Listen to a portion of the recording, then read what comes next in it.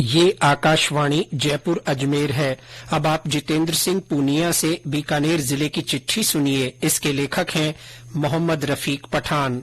प्रधानमंत्री नरेंद्र मोदी ने आज वीडियो कॉन्फ्रेंस के माध्यम से विकसित भारत संकल्प यात्रा के लाभार्थियों से बातचीत की।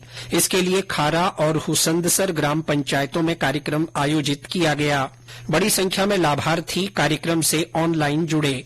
इस बीच विकसित भारत संकल्प यात्रा के तहत जिले में विभिन्न स्थानों पर शिविर लगाए जा रहे हैं। शिविरों के माध्यम से पात्र लोगों को योजनाओं से जोड़ा जा रहा है। ये शिविर 26 जनवरी तक लगाए जाएंगे। इस यात्रा की शुरुआत पिछले दिनों प्रधानमंत्री नरेंद्र मोदी ने वर्चुअल माध्यम से की। इस अवसर पर आयोजित राज्य स्तरीय कार्यक्रम में मुख्यमंत्री भजनलाल शर्मा ने जागरूकता वैन को हरी झंडी दिखाकर रवाना किया। बीकानेर में जिला स्तरीय कार्यक्रम रविन्द्र रंगमंच पर आयोजित किया गया। जिले की विभिन्न ग्राम पंचायतों और नगरीय क्षेत्रों में पात्र व्यक्तियों तक योजनाओं का लाभ पहुंचाने के लिए विधायक सिद्धि कुमारी, डॉक्टर विश्वनाथ मेघवाल, ताराचंद सारस्वत, अंशुमान सिंह भाटी और महापौर सुशीला राजपुरोहित ने प्रचार सामग्री से सुसज्जित वाहनों को रवाना किया। बीते महीने एशिया की सबसे बड़ी महाजन फील्ड फायरिंग रेंज में भारत और यूएई के बीच युद्धाभ्यास डेजर्ट साइक्लोन शुरू हुआ। अभ्यास के पहले संस्करण में भाग लेने के लिए 45 कर्मियों वाली संयुक्त अरब अमीरात थल सेना की टुकड़ी महाजन फील्ड फायरिंग रेंज पहुंची।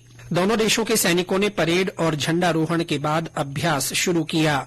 ये अभ्यास 15 जनवरी तक चलेगा। युद्धाभ्यास का उद्देश्य सकारात्मक सैन्य संबंध बनाना, एक दूसरे की तकनीक को समझना और साथ मिलकर काम करने की क्षमता को बढ़ावा देना है। जिला कलेक्टर भगवती प्रसाद कलाल ने पिछले दिनों आदेश जारी कर बीकानेर जिले से लगने वाली भारत पाक सीमा पर अवैध गतिविधियों की रोकथाम के लिए धारा 144 लगा दी है। श्री कलाल ने बताया कि सीमा पर रात के समय कर्फ्यू लगाया गया है। इस क्षेत्र में शाम 7 बजे से सुबह 6 बजे तक बिना अनुमति के विचरण पर रोक लगाई गई है। पूर्व प्रधानमंत्री अटल बिहारी वाजपेयी की जयंती सुशासन दिवस के रूप में मनाई गई।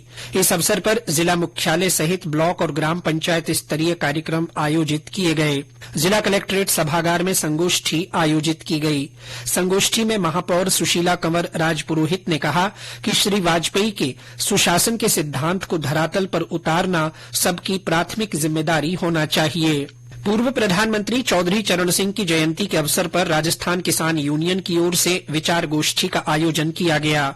इस अवसर पर पूर्व प्रधानमंत्री की तस्वीर पर श्रद्धा सुमन अर्पित कर उनको याद किया गया। ख्वाजा पीर महबूब बख्श चिश्ती सुलेमानी फारूकी का सालाना उर्स पिछले दिनों संपन्न हुआ।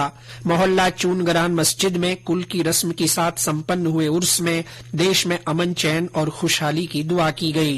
क्रिसमस का पर्व जिले भर में परंपरागत रूप से मनाया गया। ईसाई समुदाय के लोगों ने प्रभु यीशु के जन्म की बधाइयां दी। इस मौके पर गिरजाघरों में विशेष सजावट की गई और केक काटा गया। विशेष सभा के साथ यीशु के जन्म का संदेश सुनाया गया और कैरल्स गाए गए।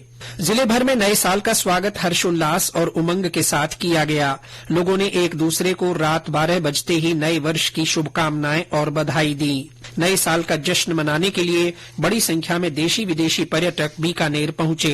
गुरु गोविंद सिंह जी के प्रकाश पर्व के अवसर पर केंद्रीय कानून मंत्री अर्जुन राम मेघवाल ने रानी बाजार गुरुद्वारे में मत्था टेका और गुरुवाणी सुनी। केंद्रीय मंत्री ने बताया कि माता गुजरी, गुरु गोविंद सिंह और उनके चारों साहिबजादों की वीरता और आदर्शों ने लाखों लोगों को ताकत दी है, जिन्होंने कभी भी अन्याय के आगे सिर नहीं झुकाया।